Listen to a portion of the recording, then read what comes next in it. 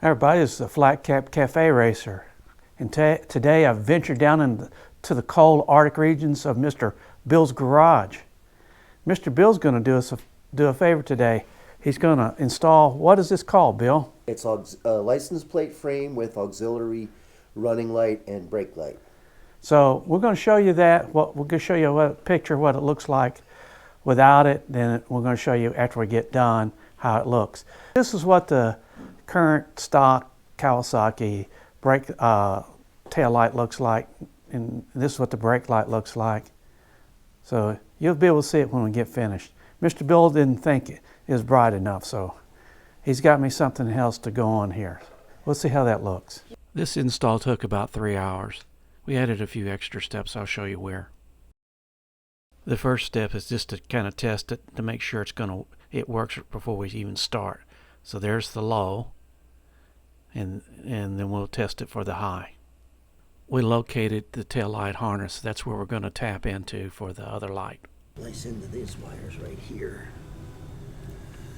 Okay. So you needed to, notch the license plate there for the wires to come through? So the wires don't get crushed by the license plate. So what you doing there, Mr. Bill?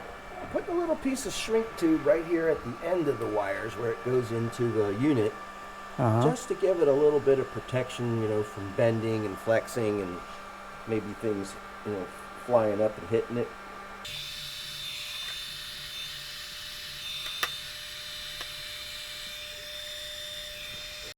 So Bill used two of the bolts and nuts from the package that came with it to hold the license plate on the bottom. Then we'll use the two big ones that we took off or something similar to hold it on the bike. We went ahead and mounted the new plate holder and light so we can get the wire placement and length.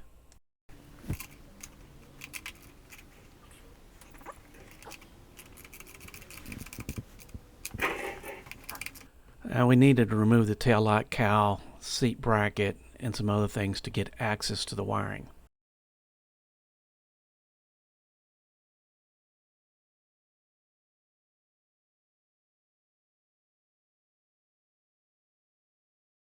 We did film the removal of the seat cowls, you can see here, but there's 4 screws at the top that have to be removed.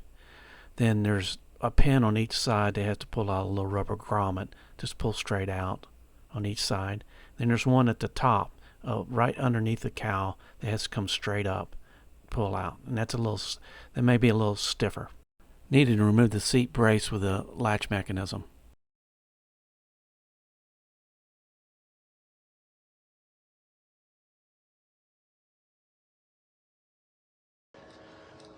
The one on the left. That's the running light. And that's the brake light. That's the brake light. Yeah. I can show you again. Okay, so brake is blue. Running has the yellow. I did mention it here, but the right pin is the ground and it's a black wire. This is the point where we had the added steps. So were you thinking you were originally just going to run this up in here? So if I didn't disconnect it, you would just run the wires right up here and connect right to this. Yes, I would just tap directly right in with if we weren't going to use the disconnector. And the big question for you is, if you want the ability to take the license plate frame off,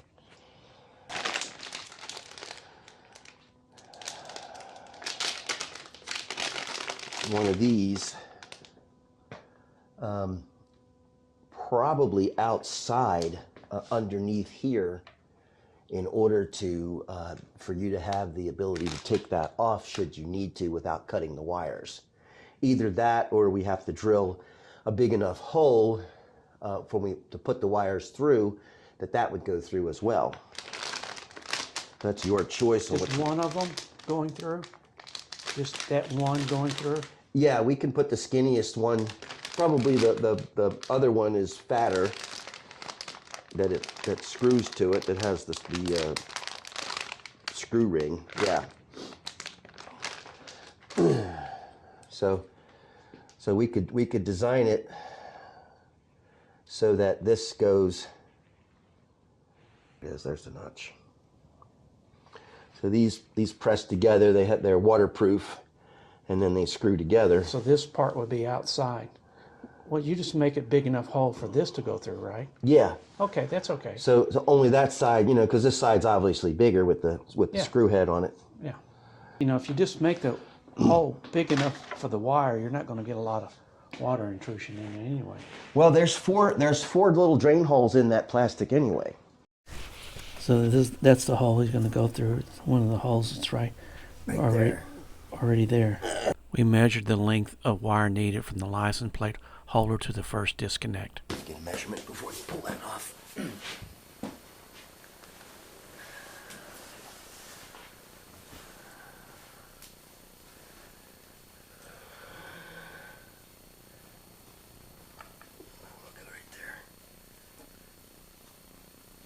I can make them shorter, but I can't make them longer once I cut them. I had to remove the license plate holder again so we could solder the pigtail.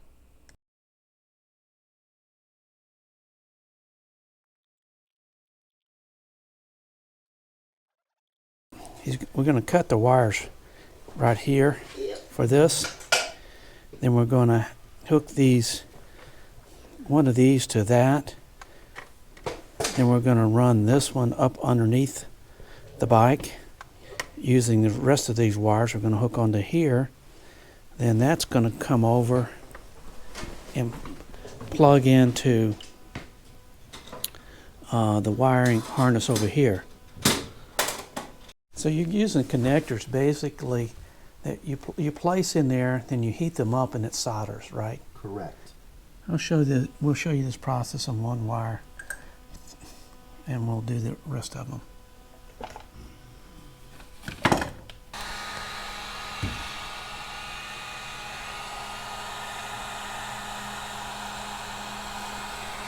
So the heat gun's heating up that solder, hopefully. It takes a little more time for the solder to melt than the plastic.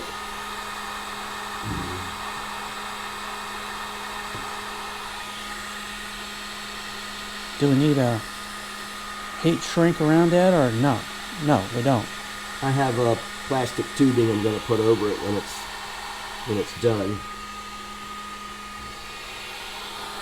You put over all three of them. Yeah.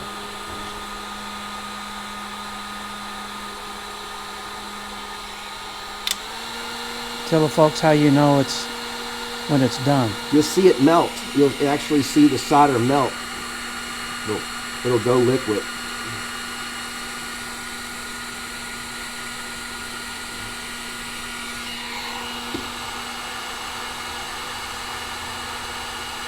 There it goes.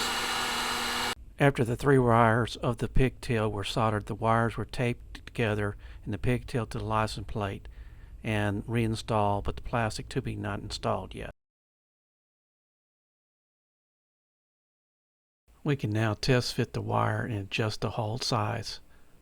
So we end up adjusting it to enlarging it to 19/32. Bill then used the soldered connectors with the excess license plate wire cut off to the second watertight pigtail using the same process as before. So the wires we cut off, Bill is connecting it to the other pigtail. Then we'll run those wires up. It gives it the red, blue, and yellow wires. We'll run up and connect it to the harness on the bike. So you're going to take this piece that Bill has right there, and then we're going to connect it up to this piece here, just screw it together. That allows us to disconnect the license plate holder that we just put on. This is a few steps that if you didn't want to disconnect, you wouldn't have to do that. You could go directly to the wiring harness. As you can see here, the wires have been snaked up through the drilled hole at the bottom, and we're going to splice it together right there with the brake harness cable there. You see the wires are already peeled back. Back underneath here, what you have is the plastic cover we talked about putting on over the taped. So That's it's taped. I mean, the plastic cover goes all the way up, and actually the connector, watertight connector, is up in here, so that's well protected.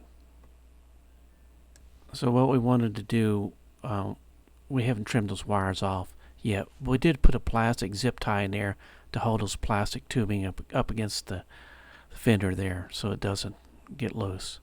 I think it's really well done.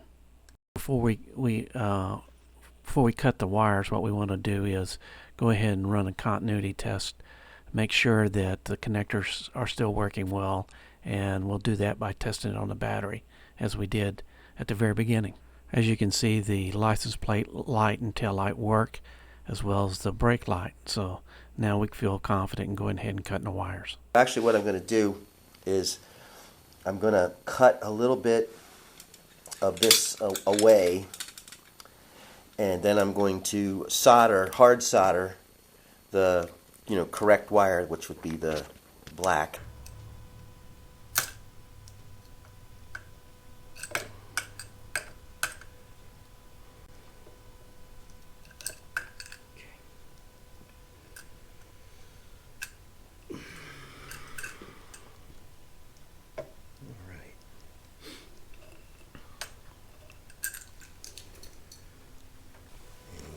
Here, so let's cut it off right there. That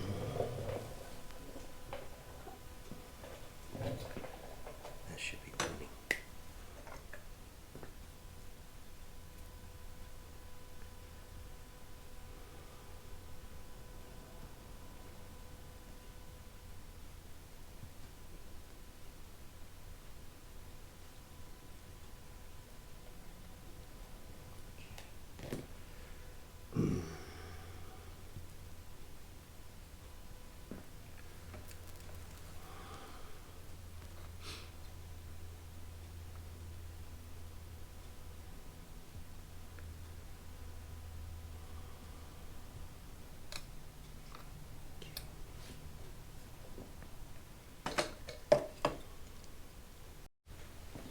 So he puts solder flux on there, and now he's going to solder this wire.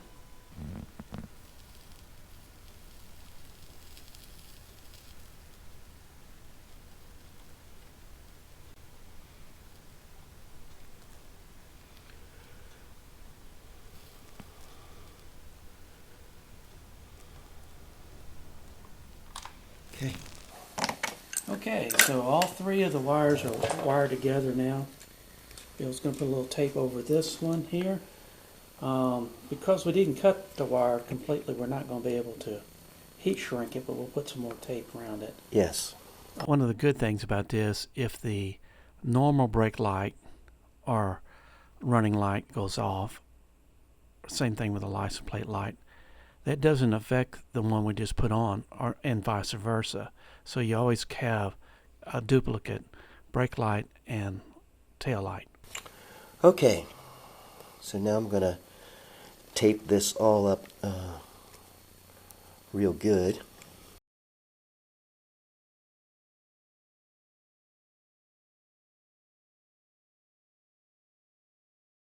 And just before we do the final assembly, we're going to plug this into the tail light and make sure everything works well together.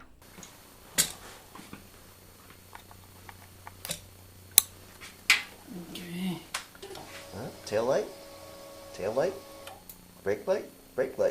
Sweet. I really do appreciate Mr. Bill doing his hard work. Here's a stock running light and brake light there.